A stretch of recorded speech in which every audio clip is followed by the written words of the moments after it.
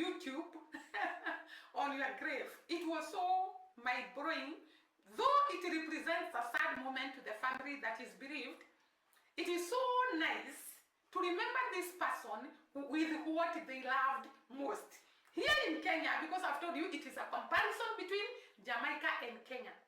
Here in Kenya, when we bury our loved ones, and by the way, I told you that we don't build those tubes, those small houses. As we dig a hole, though some people from Jamaica actually came and told me, they also do the same thing. They dig the hole 6 by 6 and the body is put there. So in Kenya, all of us, we do that. So we dig a hole 6 by 6, apart from those that are willing to be, what is it called? To be burnt. Burning is not a good word. Excremated. That is the word. The ones that want